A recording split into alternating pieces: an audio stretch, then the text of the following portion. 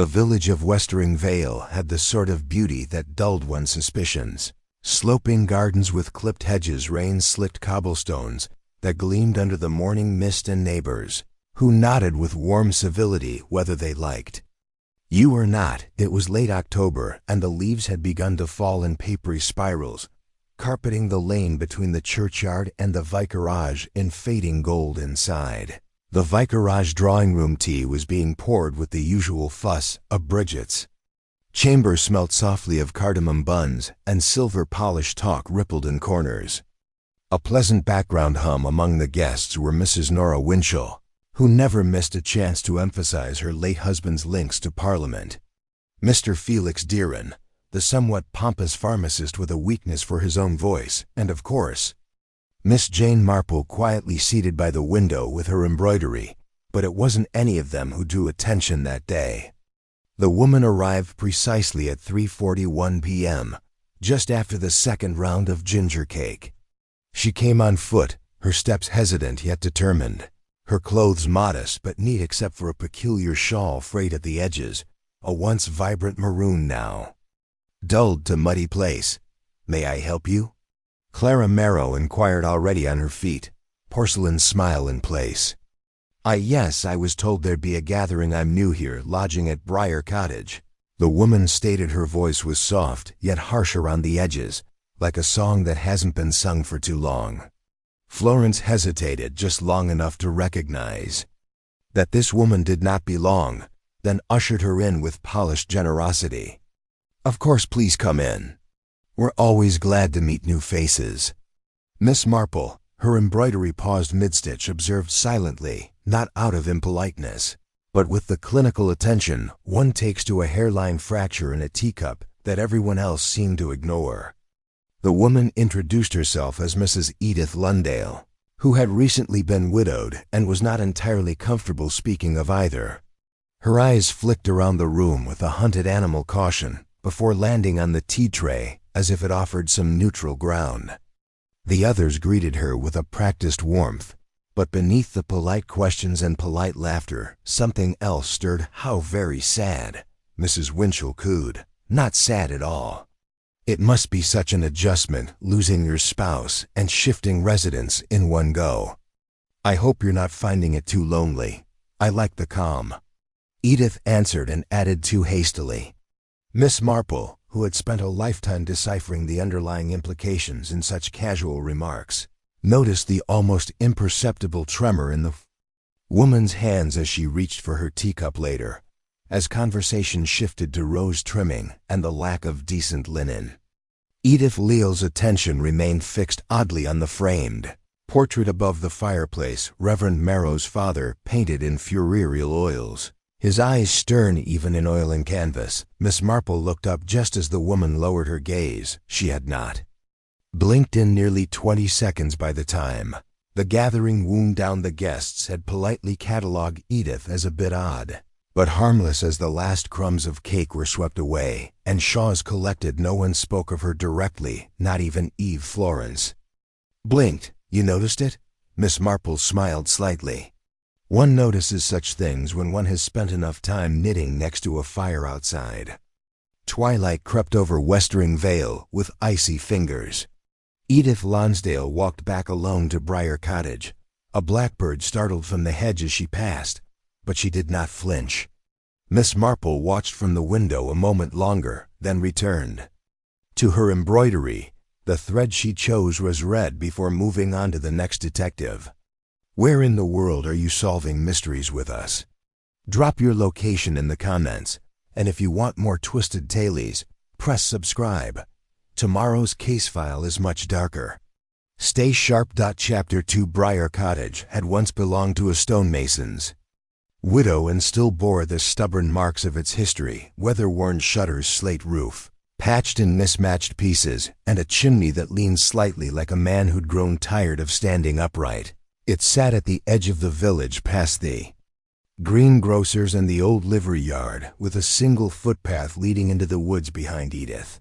Lonsdale moved through the house as if afraid to wake something. The furniture inherited from the former tenant was sturdy but joyless oak chairs, with stiff backs and narrow bed with creaking joints and curtains in a pattern of roses that had long faded to gray. She touched nothing she didn't need to that night. She sat at the kitchen table with a cup of barely touched tea. The fire had gone out, and the only sound was the clock ticking above the sink. On the table lay an envelope worn at the corners.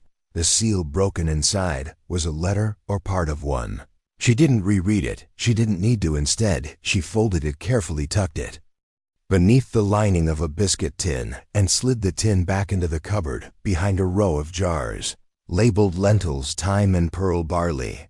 Then she turned out the light and climbed the stairs without looking back. The following morning in Western Vale arrived with a chill that clung to the hedgerows at the post office. Villagers stood in clusters, pretending not to gossip. They spoke of Miss Winchell's quarrel with the butcher over a missed leg of lamb, of how the baker's son had dyed his hair auburn for some unspeakable reason, and slip in easily into the stream of Mrs. Edith Lundale. Odd sort of woman, muttered Mr. James, adjusting his scarf as though to brace himself for further oddities.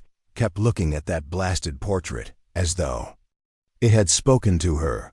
Well, she did lose her husband quite recently, Clara Merrow replied delicately.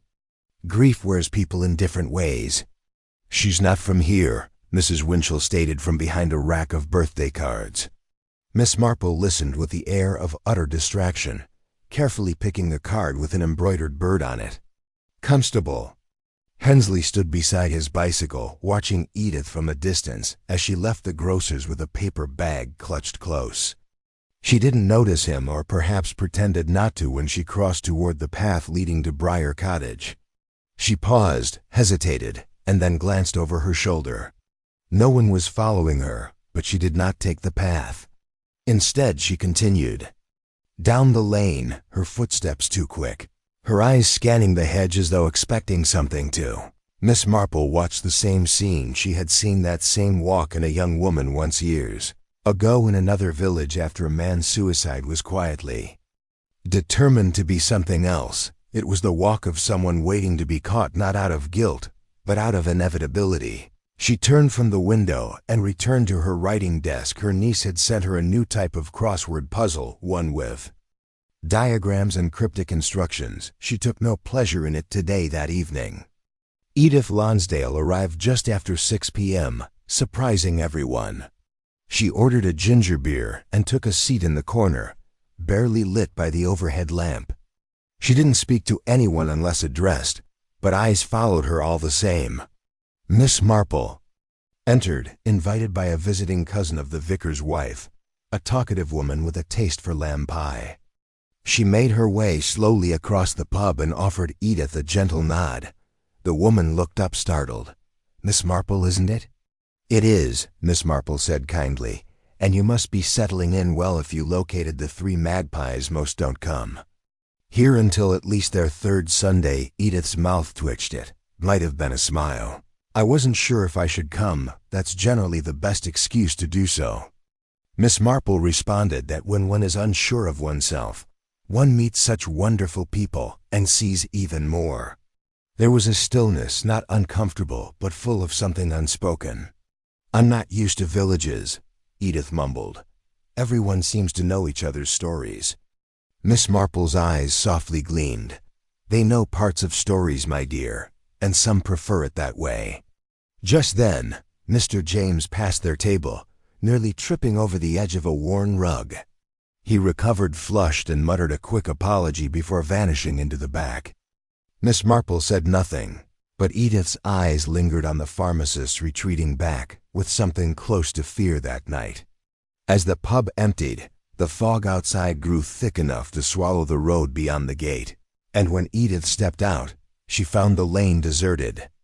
She turned toward Briar Cottage, the sound. Chapter 3. Edith Lundale did not look back. She tightened the shawl around her shoulders and walked faster, her boots crunching along the small road that looped between the trees behind Briar Cottage. The fog thickened, curling low over the moss-covered ground. Like smoke, whoever followed her, if someone was indeed following her, kept a careful distance. The rhythm of their steps matched hers at first, then faltered as if hesitant to close the space. It was not the tread of someone confident, she thought, nor the heavy footfall of a man used to confrontation. It was careful, cautious watching. When she reached her back gate, she paused, her hand trembled on the latch. Silence before the following. Morning brought a sharp cold that made the frost on the grass sparkle like powdered glass. Miss Marple rose early and took her normal trip to the greengrocer's, where the parsnips looked overhandled and the cheddar overripe. Strange weather last night, mumbled old Mr. Cresswell, blowing on a pipe he never lit. Fog poured in quickly, as if it had somewhere to go or someone to follow. Miss Marple murmured. He stared at her, asked, "Sorry." She smiled, merely a slip of phrase, Mr. Cresswell, though fog does seem to have a mind of its own, doesn't it? As she paid for her apples, she overheard Clara meow conversing with Mrs. Winchell by the window display of tinned peaches. She was out late again, Florence whispered with mild displeasure to the new woman. Edith Reggie noticed her returning from the pub after 7 alone. Mrs. Winchell raised an eyebrow. That one is no stranger to shadows. I think I've seen her peek over her shoulder, more than a thief with overdue debts. Florence sighed. Perhaps she's simply shy, or perhaps Mrs. Winchell, lowering her voice, has something to hide. Miss Marple gently picked a jar of cloves, as people often do, she added, not looking up. Later that day, Reverend Merrow approached Miss Marple outside the church gates, looking unusually grim beneath his wool cap. "Have you observed anything strange, Jane?" She turned to him, curious. "About what, dear Reverend?" "About our guest, Mrs. Indale. I had a visit from her this morning. She seemed disturbed, said she'd heard something outside her cottage in the night." "And did she say what it was?" "No, only that it wasn't the wind, but she looked pale and worn." Miss Marple nodded in anxiety, which I find especially when old fears resurface. The Reverend scowled. "Do you think she's in danger?" Miss Marple murmured gently, "I believe she may be at Briar Cottage." Edith had drawn every curtain and strolled through the home as if it were unknown again. Each floorboard seemed louder, each stream more dubious.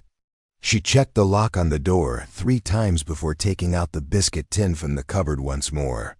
The letter was still inside.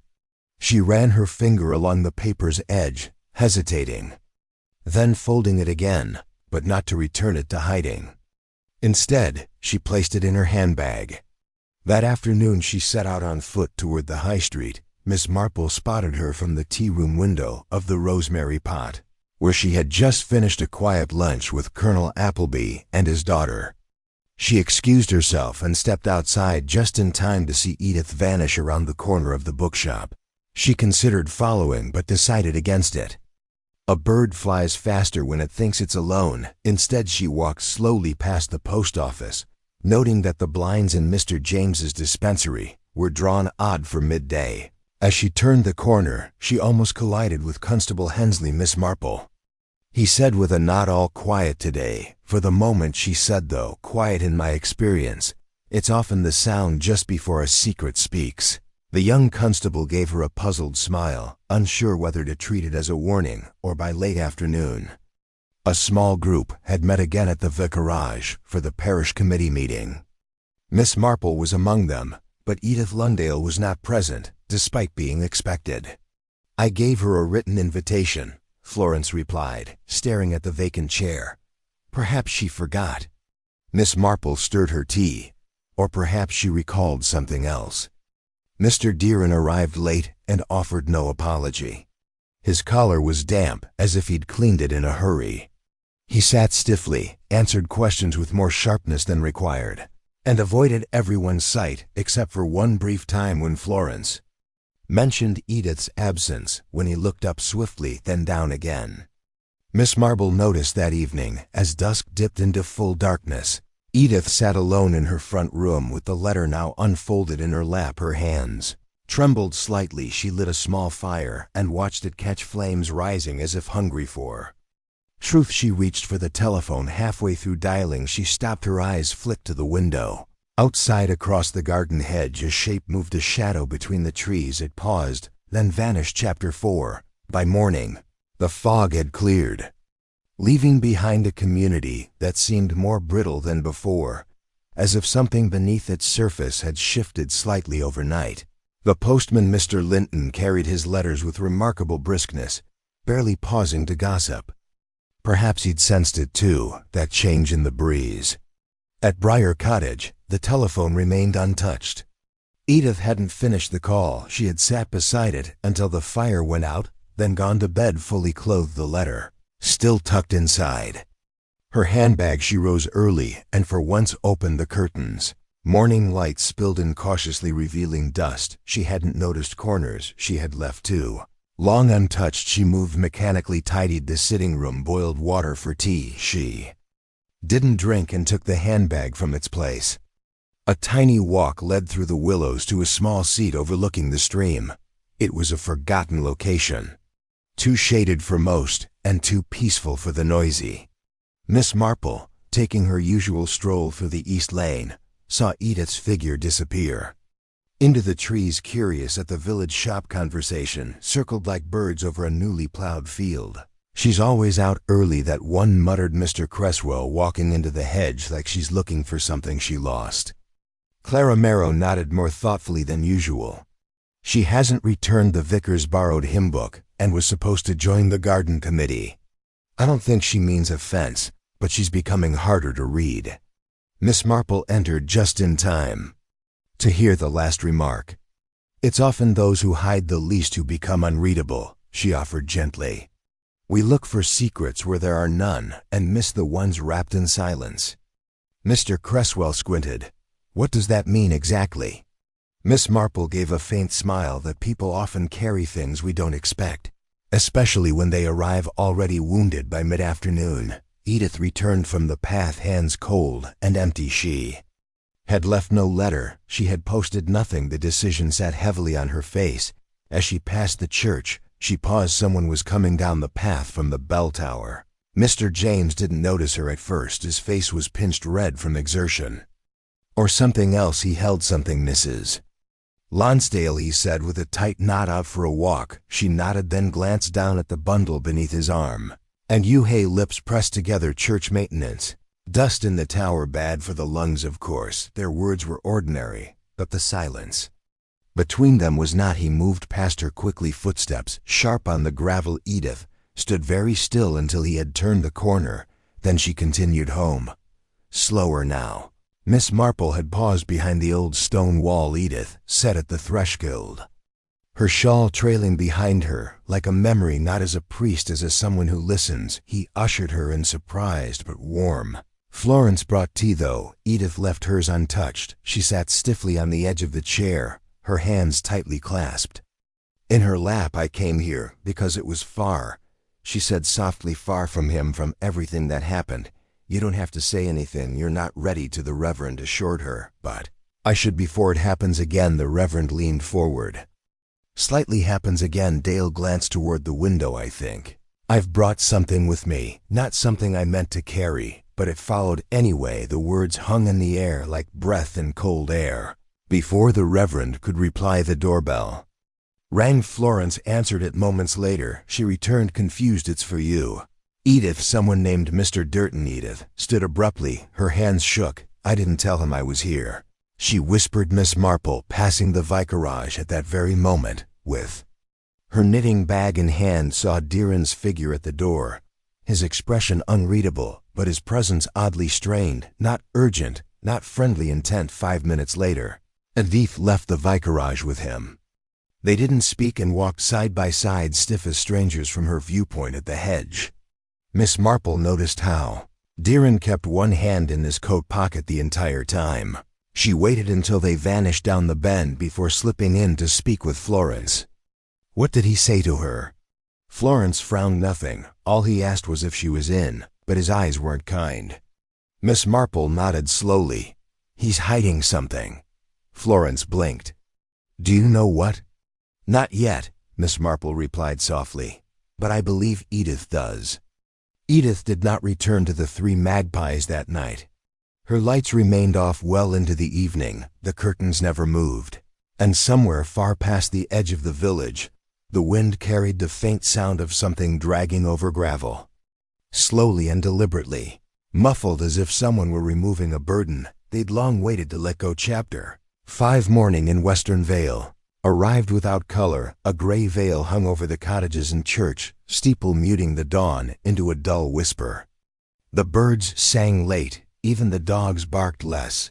It was the kind of morning where something had changed, and the village hadn't quite caught up to the knowledge.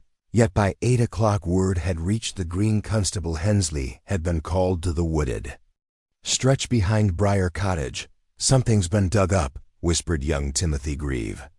Miss Marple was already walking the long way around the stream by 9 a.m., her cane tapping lightly against the damp earth.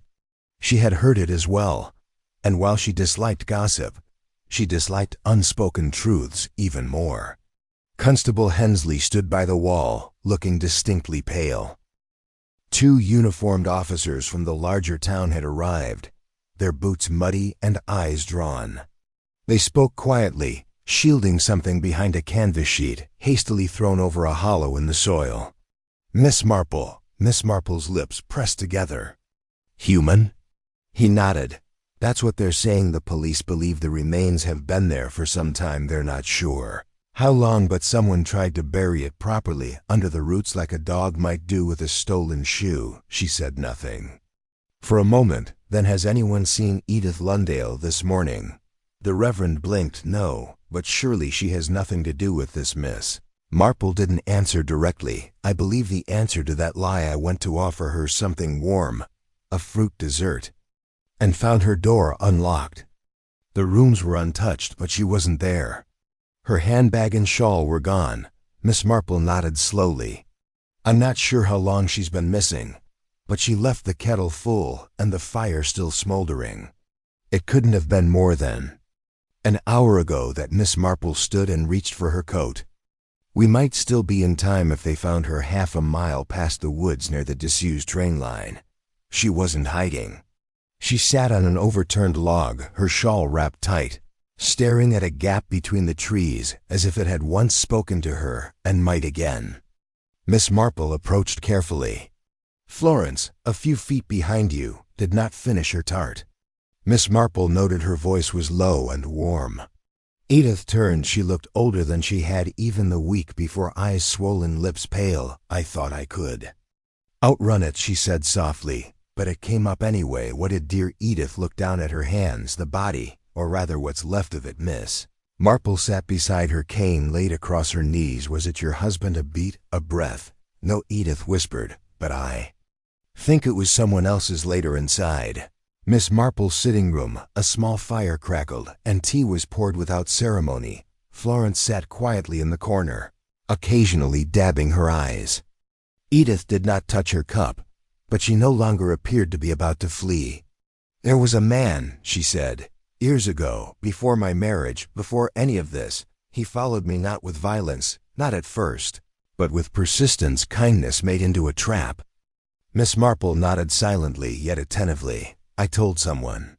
Edith continued, "Someone I trusted, and then he went. They said he left town, that he'd gotten into some problem and escaped, but I never believed it. You think the body is his? I think someone buried a secret to protect me. I simply don't know who." There was a stillness thick with the weight of an old unpaid debt. "Mr. James," Miss Marple said lightly, "seems very invested in your comings and goings." Edith didn't look up. "He was there. Back then he lived near me. He once threatened the man, told him to stay away. I never knew how serious he was. I never asked, and when you came here he found me again, or I found him, I'm not sure which." Florence glanced up. "You think he's the one who—" Edith's voice was soft. "I think he's been waiting for the past to stay buried, and now that it hasn't, miss." Marple stood, moving to the hearth. She adjusted the flame with a practiced hand. "Secrets," she said, "have very poor manners. They rarely stay quiet." When summoned by fear that evening, Constable Hensley returned to the village with a report. The remains had been identified by a damaged ring still on the left hand, a university seal belonging to a man named Giles Renwick, who had disappeared 17 years prior. Former school teacher, once accused informally of inappropriate attention toward a female student, never charged, simply gone miss. Marple folded her hands. 17 years was a long time to keep a ghost quiet, but now the ghost had risen, and Someone, possibly more than one person, was becoming frantic to silence it again. Chapter 6. The village of Western Vale adjusted itself as all villages do when death becomes part of the landscape, clutching its rituals. Tighter windows were washed more frequently, flowers were trimmed with exaggerated precision, and tea was served with more chatter and less reflection, but beneath it all, suspicion festered. The identity of the body, Giles Renwick, spread quickly, as did whispered theories. Those who had never heard of him now claimed to recall his voice, walk, and fondness for poetry. Mrs. Winchell, in particular, declared that he'd once smiled too. Long at her niece during a garden fete, and had Constable Hensley sat with Miss Marple, a notepad in front of him, a lukewarm cup of tea untouched. We have no definite connection between Renwick and Westering Vale. He said he never lived here, never worked here, and simply vanished from Bramley. 17 years ago, we checked no correspondence, no travel records, just gone, and yet Miss Marple said. Calmly his body turns up buried behind a cottage occupied by a woman. He was known to Harris Hensley. Shifted. That's the thing, she wasn't here when he vanished. She was still in Bramley, no trace. She had ever come through this village before too. Weeks ago, no official trace. Miss Marple corrected. The constable raised a brow. There are things people do, she continued. Quiet things that don't leave marks in post ledgers or bus timetables. A day trip, a visit to a friend, a warning delivered by someone else. She paused delicately, or a protector who acted without her knowing. That afternoon, Miss Marple paid a visit to Mr. James's pharmacy. The sign on the door read back in 5 minutes, though the clock inside said otherwise. She waited 10 minutes. Before I'm hoping you might help with something curious, she responded. You see, I've taken an interest in Giles Renwick, a morbid hobby perhaps, but one must keep the mind active at my age. Looks stopped for a half second, barely a flicker, but enough that I'm not sure what to tell you about him. He said, moving behind the counter. Never met the man, no miss. Marple tilted her head. That's strange. A young woman arrives in your village. Clearly unsettled, a body is discovered behind her house, someone who made her life quite miserable once, and you who are known to notice everything, especially about new arrivals, remember nothing about how she came to rent Briar Cottage or why she chose Westering Vale at all. Deeran's jaw tightened. Are you accusing me of something, Miss Marp? Not at all, she kindly answered. I only wonder why you keep looking over your shoulder. She left without buying anything at the vicarage that evening. Florence and the Reverend hosted a small gathering. It was meant to be a show of village unity, but beneath the clinking of teacups and polite laughter, nerves frayed like worn thread. Edith did not attend. Mrs. Winchell, that I always said trouble followed outsiders, she declared to anyone who'd listen. If you ask me, that woman brought more than just a trunk when she came. Florence frowned. You don't know what she's been. Someone else did. Someone who knew how to keep things buried and went to uncover them again. That night, Edith sat in the dark alone in her cottage. She hadn't lighted the fire, and the place was cold. Her shawl wrapped around her shoulders. Like armor, she clutched a photograph in her hand, creased, faded. 2 girls in uniform, arms linked. One of them her, and the other a friend long gone. The door rattled suddenly, not a knock, but a pressure, someone testing the latch. She held her breath. Then silence, a long, untrustworthy silence. The following morning, Miss Marple requested a copy of the 1907 Westering Vale Village ledger from the church archives. The vicar, puzzled, assisted her without question. She flipped carefully through its brittle pages, fingers moving faster as she neared the end. There it was. G. Renwick, recorded as a guest lecturer during the summer of 1908. A name once forgotten, now hidden in plain sight. He had been here before, well before he disappeared, and someone, perhaps someone who remembered him all too well, had brought him back to the surface, not to punish Edith Lundale, but to protect her one last time. Chapter 7. The discovery in the church ledger confirmed what Miss Marple had suspected. Giles Renwick had once passed through Western Vale long before his disappearance. His visit had been brief, just a summer, and buried in memory like a stone beneath ivy, but it was there, and things that are buried, as the village now knew, don't always stay that way.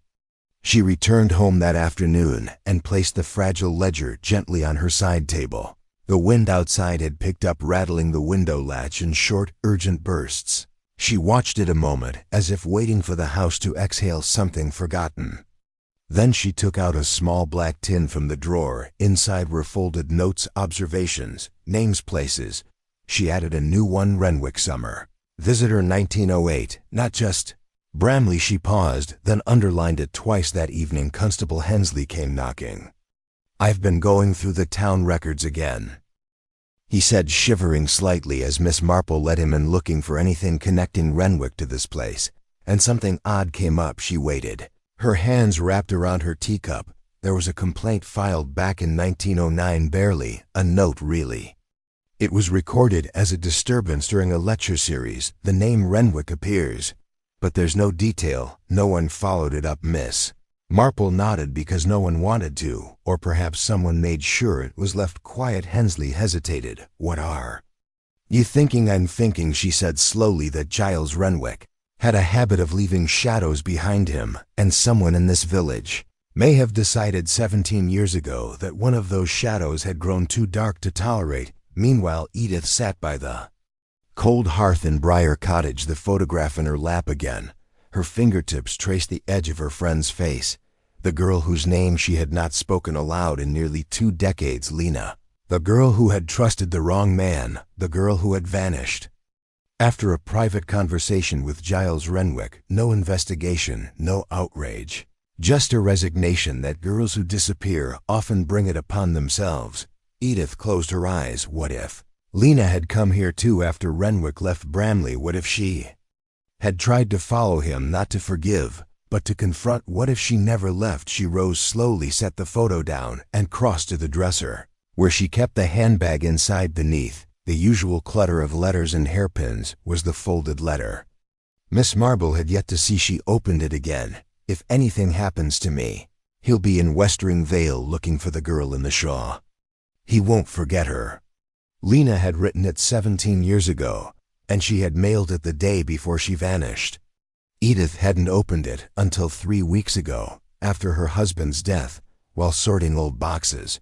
By then, it had become prophecy. Miss Marple paid a visit to the village hall the following morning. The annual church fete was to be addressed, but Miss Marple had no interest in trifles or tart competitions. She was looking for faces. Florence Miro, of course, is usually prompt, and Mrs. Winchell speaks too loudly. Mr. James was present, but uncomfortable. He kept glancing at the doorway, at the windows, as if expecting something or someone. Miss Marple took note of it all, and halfway through the meeting she asked a simple question. "Does anyone remember the summer lectures of 1908? A Mr. Renwick came through. A forgettable man, I'd assume. But those are the ones who linger." A silence, several blinks. Florence frowned. "I thought he was from Bramley," Miss Marple answered calmly. "But it appears he was also here." Deeran's teacup bounced on its saucer, and he didn't say anything. Mrs. Winchell, always anxious to prove her intelligence, added, "I believe I remember a poem he read. Awful man, always sniffing around the young girls." Miss Marple nodded. "And who were the girls, I wonder?" No one responded. The past seemed no longer safe. Later that day, Constable Hensley returned with something else. A photograph from the Bramley archives. It had been sent at Miss Marple's quiet request. It showed Giles Renwick with a group of schoolchildren. Among them, unmistakably, was Lena, and beside her, barely visible, was a girl who looked just enough like Edith to make one stop breathing for a second. But it wasn't Edith. Miss Marple held the photo to the window, the light.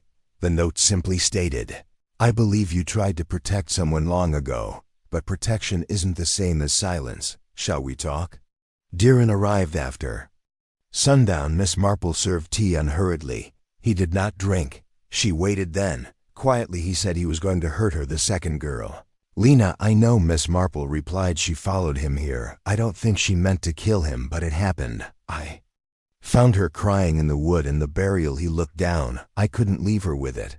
She ran. I stayed. I did what I had to." Miss Marple was quiet a long moment. Then and now he looked at her. Now someone's making Miss Marple folded her hands after. Someone else did, and the inquiry was, why now? Chapter 8. The fog returned to Westering Vale the next morning, hovering low over the fields like breath held too long. It softened the lines of the hedgerows, dulled the colors of the cottages, and made even familiar things look somewhat odd. Miss Marple stood at her kitchen window, spoon hovering over her marmalade, as she considered the strange paradox Mr. James had offered her the night before, a man who had buried a body out of compassion but hadn't unearthed it, implying that someone else had to expose a crime rather than cover one. She turned from the window and moved to her writing desk, where the photograph still lay in the pool of pale light. She looked again at the background at Durand's blurred, but Florence Miro made a pot of tea for her husband with shaky hands. The priest sat reading an item about the remains in the Bramley Herald, his brow wrinkled. "I can't shake the feeling," Florence murmured gently, "that something's still coming and that this isn't over." Julian looked up. "Do you think Edith is in danger?" "No," Florence said slowly. "I think she was the bait." Meanwhile, Constable Hensley paced the edge of the wood where the remains had been found. The scene was quiet. Now the police tape gone, the earth had been recovered, but he saw the difference. The grave had been disturbed from above, not from within. No animal had dug at it. The pattern was too precise. Someone had used a spade, someone who knew exactly where to dig, which meant someone who'd known where it was all along. Edith stayed indoors. That day she watched the trees behind Briar Cottage with the intensity of someone waiting for the past to knock twice. She hadn't spoken to Miss Marple since the body had been identified, but something weighed on her now thicker than fear. A second letter folded inside the lining of her old case. She hadn't wanted to look at it. It was written in Lena's hand, addressed to her, but never posted. It had come into Edith's possession only after Lena's aunt passed, along with other items sealed in a wooden box marked private. Her hands trembled as she opened it again. "If anything happens to me and you're reading this, maybe I failed, maybe I let him win, but if you still care, if you remember what he did, go back to the village. Someone there knows someone helped him, and someone else watched." They were older, quiet, and polite, but they saw the phrase hit her like ice, and they helped him. Brenwick had never operated alone, and possibly amid the shadows of Westering Vale, there was more than one mystery buried at the post office. Miss Marple came across Florence Miro, who appeared flustered and pale. "I've done something foolish," Florence confessed in a whisper. "Oh," said Miss Marple gently. "I wrote to Lena's surviving cousin because I thought she might know more about what happened. I never told Edith because I didn't want to frighten her, but the cousin wrote back. And she said Lena had sent 2 letters before she went, one to Edith and one to someone she trusted, who she didn't say anything about save that it wasn't family, but that the letter had gone missing." Miss Marple's brow dropped somewhat, or was taken. Florence nodded. "It could be anyone who lived here then and now." Miss E. Marple turned toward the green, where residents were already gathering near the bench, discussing the remains in low, excited voices. By late afternoon, Miss Marple had requested a meeting with Constable Hensley and posed only one question. "Stoyart requested the parish records last week." The constable blinked. "Before you?" "Yes, before me." He checked the log. Only one name stood out: Mrs. Nora Winchell. That evening, Miss Marple visited Mrs. Winchell at her ivy-draped cottage just beyond the Feidta post office. The older woman greeted her with smug politeness and offered sherry in a cut-glass tumbler. "You must be positively swimming in scandal by now, Miss Marple," she continued. "What with the body, the woman, and the whole mess, it's horrible." "Of course, but quite exhilarating." Miss Marple smiled slightly. "You must have a sharp memory." Nora looking into the church records, and all Mrs. Winchell stiffened. "Oh yes." Miss Marple continued. "I asked Constable Hensley who else had looked into the parish ledger. Seems you were quite interested in names from 1908. Mrs. Winchell gave a short, forced laugh. "Curiosity, that's all old faces. I was checking on my uncle's listing. No uncles named Renwick." Mrs. Winchell's eyes narrowed. What are you indicating?" Miss Marple stood slow and deliberate. "That perhaps you recalled more than you let on. And that perhaps you uncovered the grave not for justice but for revenge." Mrs. Winchell's hand tightened on the tumbler. "My niece," she said, voiced low. "Now the one I said. Renwick smiled at for too long. That wasn't a story. She told me everything, what he tried, what he almost succeeded in doing. She was 16, and she was never the same after." Miss Marple's voice softened. "Did she come here?" 17 years ago, she followed him," Winchell whispered. "She followed him just like Lena did, but she didn't find him. He was already gone, already buried. But I never forgot you found the grave. I watched that cottage every year just in case. And when I saw Edith move in with that shawl, just like Lena described in her letter, I knew. I waited until the earth was soft. I dug it up. I wanted people to know what he was even dead." Miss Marple nodded slowly, "And in doing so you stirred every secret the village had buried." Chapter 9. Mrs. Winchell confessed without calling it a confession. Miss Marple left the ivy-clad cottage with the crisp knowledge of a truth finally unearthed. Perhaps not the whole truth, but one piece more placed on the board. She didn't blame the woman. Few would grief turned inward become bitterness, but grief that simmers with injustice, that ferments and waits. It was not vengeance.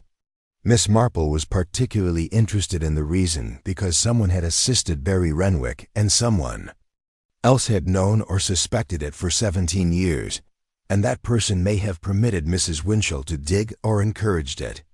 That evening, Edith returned to the vicarage, not as a visitor, but as someone in need of something firmer than solitude. Florence welcomed her in with a touch of shame in her countenance. Julian gave serenity as ever, but beneath it, Miss Marple could see the insidious disintegration of peace. "I want to leave," Edith finally whispered after a lengthy pause by the fire. "I should never have come back." "But you didn't come back to see Westering Vale. Miss Marple said you came because of a letter, which urged you to find someone." Edith looked down. Yes, Lena believed that someone in this community aided Renwick more than a witness. Florence inhaled sharply, but who? Edith's eyes flicked to the flames. She said he had all eyes. Not many, just one or two who admired him. He had a way of drawing people and convincing them. He was misunderstood. Brilliant. Miss Marple stirred her tea. Someone who still thinks of him that way even now. Florence hesitated. But who in the village would admire a man like that? Miss Marple looked into her cup for a long time before answering. "Someone who believes in charm over truth and repose." Miss Marple requested to see the old church archives again. The next morning, not the ledger this time, but the lecture schedules and attendance lists. From 1908. Julian Marrow fetched them himself, fingers careful over the yellowing pages. "There's little here," he warned. Records were spotty, but still the names were there. One in particular stood out. F. Deeren, a teenager, then not yet a pharmacist but present listed as assistant to the guest lecturer. Miss Marple tapped the name with one G. Mr. James looked tired and thinner. "You've been watching me, Miss Marple," he remarked without prompting. "You have questions, I see." "I do," she answered simply, "because the past rarely stays buried unless the earth is packed tightly." His expression didn't alter. "I know you didn't kill Giles Renwick," she said, "but you knew him, you admired him once, perhaps you believed him, perhaps you felt the stories about Lena and the others were overblown hysteria." He stiffened. "That man was a genius. His lectures were wonderful." Girls misconstrued his attentiveness. "No, Mr. James," Miss Marple responded softly but firmly, "they didn't." "You did, and he didn't respond immediately. Then lo, I never touched anyone, I never encouraged him. But you didn't stop him." He glanced at her, and for a brief moment, the mask crumbled with embarrassment, wrath, or anything in between.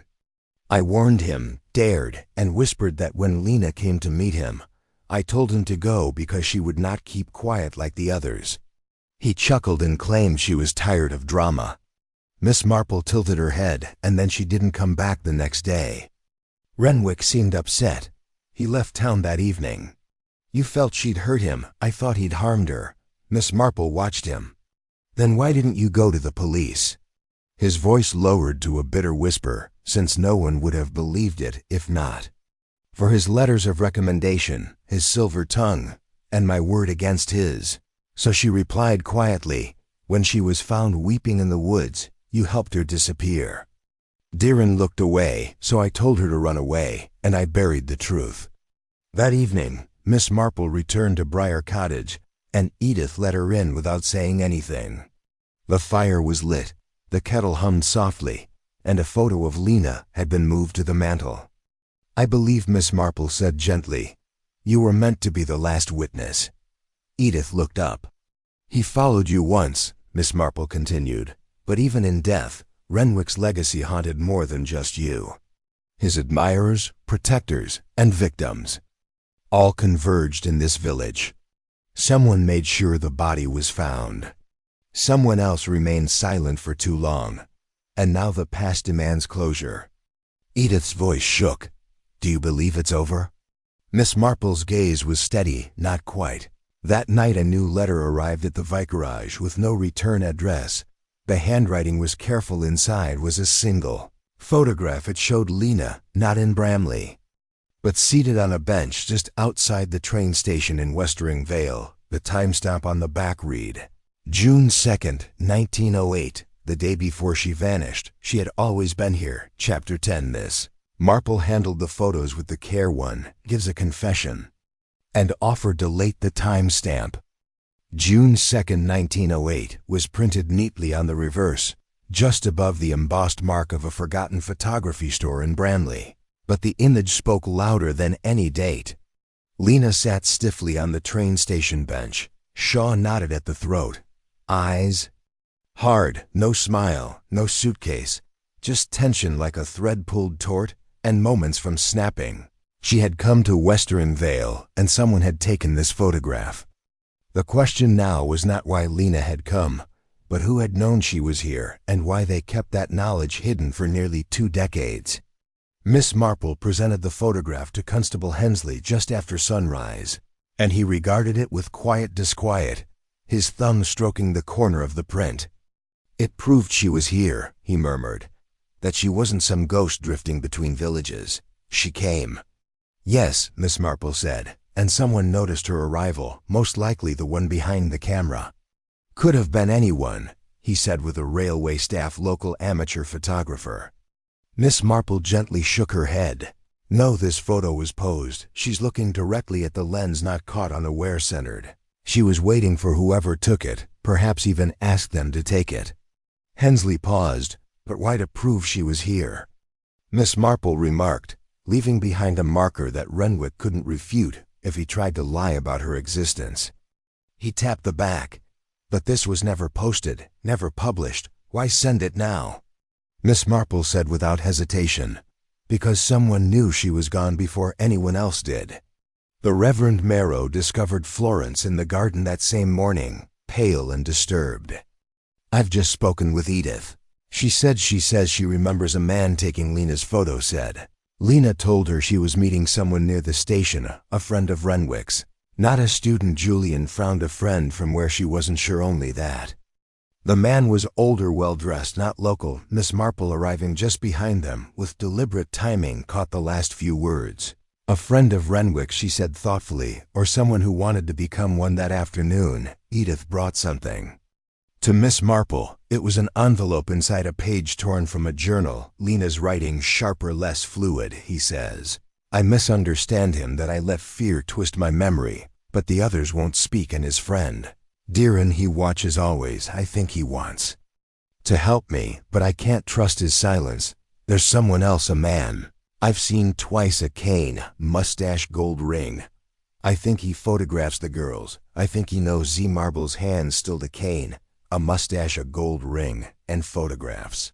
The village only had one man who fit that description. That and still did Colonel Percy Appleby that evening. Miss Marple paid the colonel a visit. He greeted her in his usual wool waistcoat, slippers soft against the rug. "Ah, Jane come to scold me for forgetting." The Harvest Fund meeting again. "Not this time," she responded, coming inside. "I came to ask about your camera." The colonel blinked. "My camera? Yes, the one you used quite proudly years ago. Black case tripod legs that never folded properly. He chuckled, good heavens, yes had. It since '04 took hundreds of photos. Mostly the garden and the village fetes. I was something of a menace. Did you ever photograph the station? He hesitated. Yes, once or twice. Lovely light there at dusk, June of 1908. Perhaps he paused again, the smile. Faltering, Miss Marple watched carefully. I may have, he said slowly. Why? Miss Marple's voice was quiet. And you didn't tell anyone? The colonel looked away. What was I to say that? I took a photograph of a young woman the day before she vanished. I didn't know she was gone. I didn't even know her name, but you kept the photograph, she said gently. All these years. He met her gaze. I kept it because I feared that I hadn't helped you, Miss Marple said.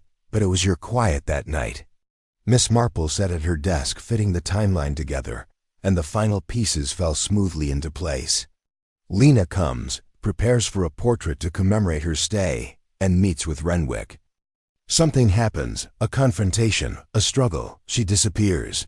Darian finds her, or discovers her after the crime, and the body is buried. The narrative sealed till Edith arrives, and so does the past. But one thing still lingered at the edge of reason. Who sent the photo now, and why? The answer, she realized, rested not with the sender, but the one being sent to. A warning, a message not for Edith, but for whoever had been silent all these years. Chapter 11. The morning fog had returned. Like an uninvited guest, rapping over the hedgerows and stretching fingers across the garden paths, Miss Marple strolled outside with careful calm, her walking cane tapping once on the step before she crossed the lane. She wasn't going to the vicarage, but to the Three Magpies. Mrs. Edith Lundale would be joining the village ladies that afternoon. Florence Miro had organized a small charity stitching circle to bring her back into the fold, though everyone in the fold knew it was less about comfort and more about confirmation. Miss Marple planned to watch everything. 2 o'clock, the pub's back room was filled with the clinking of teacups, rustling embroidery hoops, and the low murmur of women stitching. Conversation between pleats of quiet. Florence sat close. Edith, whose shawl, while cleaner today, still had the faint edges of fray. Mrs. Winchell kept her voice low and her ears acute. Miss Marple, seated near the hearth, did not stitch. Her hands rested lightly on her lap, her eyes wandering, curious but calm. Only once did she speak, just as the conversation reached a lull. I do think photographs are such strange things, she said softly yet clearly enough for the room to hear. You think you're capturing a moment, but really you're holding a threat that waits patiently until the right time to be seen. A hush fell. Florence blinked. Mrs. Winchell shifted slightly, and Edith's fingers stopped on her needle. Only one person spoke, Felix Duran. He had entered through the back to deliver a medical parcel for Florence's arthritic cousin, and lingered longer than courtesy required. He gave a short, humorous laugh. Only if someone's afraid of being seen, Miss Marple's eyes did not leave him. A photograph has no conscience, Mr. James. It merely records. I think we all have things we'd rather not have recorded. He responded fast, twice, and then he departed. Miss Marple studied the door for a time, and then turned to Edith. He's afraid, she whispered gently. Edith's reply was so faint that it almost went into the clatter of teacups. So am I. That night, Miss Marple requested the old church chamber, just for a meeting, she explained. Something quiet with 4 people. Florence consented without asking who. The next morning, 4 chairs were placed in a circle beneath the small windows of the old parish hall. Miss Marple, Edith Lundale, Felix Darren, Colonel Percy Appleby. No police, no accusations.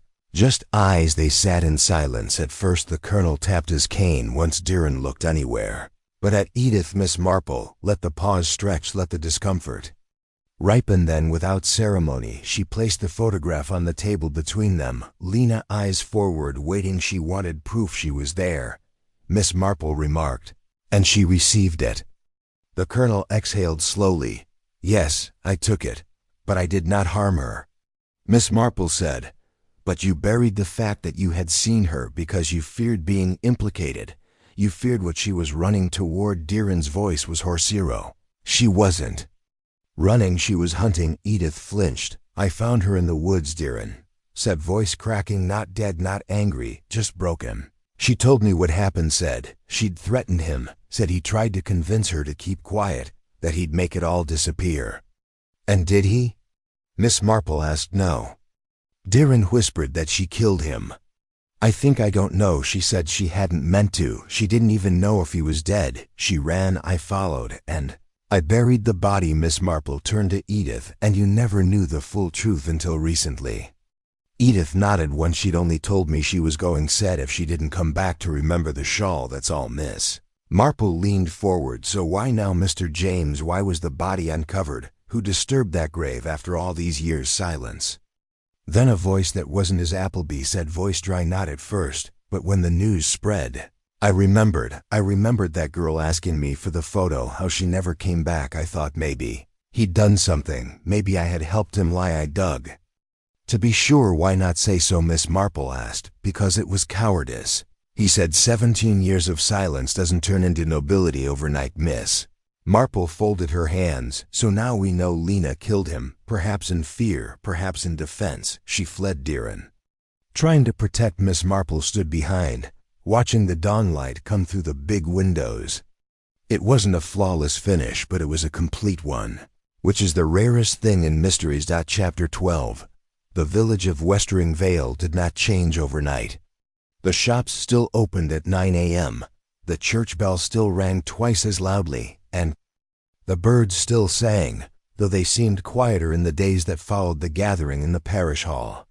However, for those who had been there, nothing felt unchanged. Edith stayed, music, indoors. Colonel Appleby canceled his weekly chess match with Reverend Marrow. Felix, Darren left his pharmacy in the hands of his apprentice, and did not return for 3 days. And Miss Marple, as always, took a walk.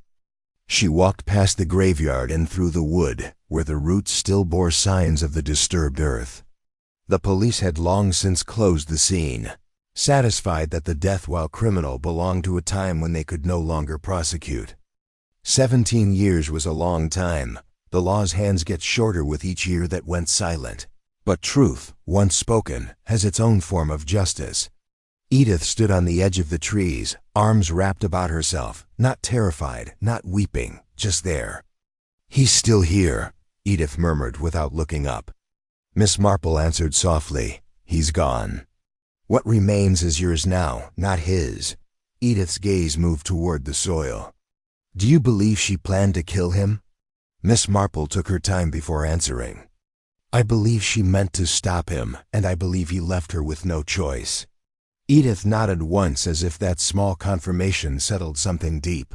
Then she reached into her coat pocket and handed Miss Marple a folded slip of paper. I found this in Lena's old case after the meeting. It was stuck behind the lining. I hadn't noticed it before. Miss Marple opened it slowly. The ink had faded, but the words were still legible. If I disappear, it means I failed, but if you ever find me again, tell them I tried, that I saw what he was, that I wasn't afraid to say. Miss Marple folded it carefully and without ceremony placed it in her coat. Back in the village, Clara Marrow sat with her husband at the kitchen table, rereading the local paper's short blurb about the discovery in the woods. No names were mentioned, just remains unearthed and a possible historical incident now closed.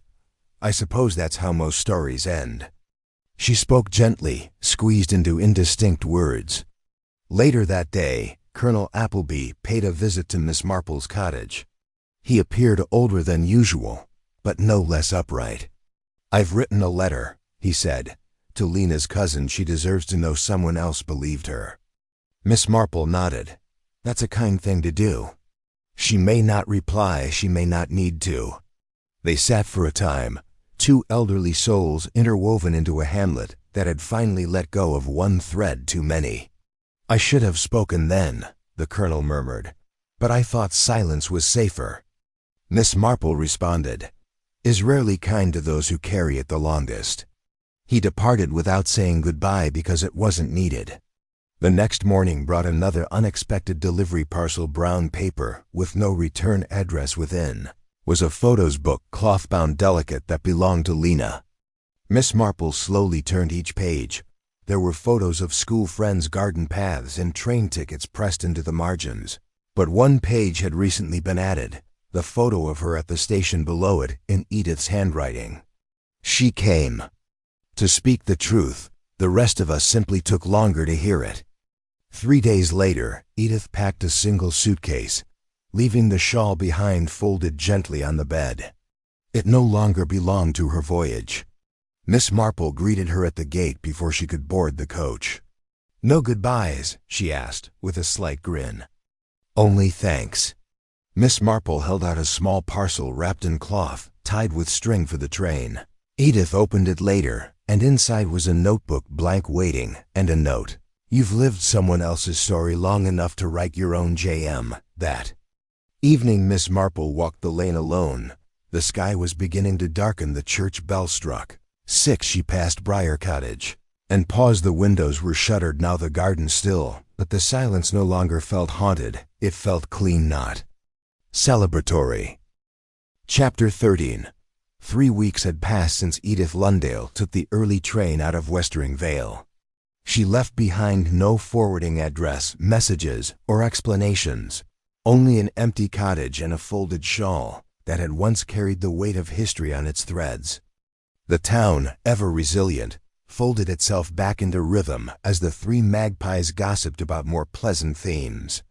The greengrocer's questionable parnips, a wedding rumor involving the farrier's daughter and a faintly suspicious delivery boy from the next town over who smiled too easily, but even as the talk shifted, something unspoken lingered. Beneath the everyday, a new kind of silence. Not avoidance, respect, the kind of hush that comes after too much noise when something ugly has been said aloud and can't be unsaid. Miss Marple continued her walks. She visited Florence twice weekly for tea and accepted the Reverend's company when the weather allowed. She said little of the matter that had passed, but that too was part of her genius. She had never needed to repeat a solved mystery, only to watch what people became in its wake. One Thursday afternoon, Constable Hensley stopped by with an envelope in hand. "It arrived this morning," he said, tapping it twice. "Postmark York." Miss Marple sat down. Miss Marple folded the letter and nestled it delicately between the pages of her gardening almanac. "I am glad," she whispered quietly. Hensley hovered. "Will you ever tell the village what really happened to Renwick?" The girl, she met his eyes. "They know." He blinked. "Do they not all in words?" she said. "But enough to act differently. That's what truth does when it's been heard, even if not everyone can name it." He nodded, thoughtful, and left. That weekend, the colonel visited again. This time with a calmness about him. "I received a reply," he said, "from Lena's cousin." He nodded. "She thanked me, said she always suspected something happened, but no one believed the girl had enough strength to stand up to a man like Renwick. I told her." She did. Miss Marple nodded. "It takes a different kind of courage to believe in someone too late and say so anyway." The colonel for once didn't reply. He simply placed his hat in his lap and sat beside her in peace. The parish held a quiet service that Sunday, not for Renwick nor Lena nor Edith by name, but for what had passed between them all. Julian Marrow chose a psalm about justice, walking slowly in truth, not being swift but certain. No one looked around the room, no one whispered, but when Florence stood after the hymn and spoke, her voice was steady. "There are stories we carry that don't belong to us, but we carry them because no one else could. Sometimes laying them down is the hardest part." She didn't cry, and no one asked whom she meant. They knew. Briar Cottage remained empty. The estate agent came once, looked around, and left again without putting up a sign. Somehow, no one asked when it might be rented again. It was as if the walls needed time to breathe, as if the house itself had watched something unfold that required silence to process. One final note arrived for Miss Marple that month, slipped anonymously through her door. It was neither from Edith nor Lena's cousin, but the handwriting was familiar. "You were right, I didn't kill him, but I buried more than a body that night. I buried who I thought I was. Thank you for making me dig it up again. Not for him, for her. FD." Miss Marple read it twice, then placed it in her desk beside the photograph of the girl on the station bench. Late one afternoon, Florence joined Miss Marple on the green, where the daffodils had begun to push through the thawing soil. Do you think Edith will come back? Florence asked. No, Miss Marple simply responded. But I think she'll live now properly. That's more than most ever get.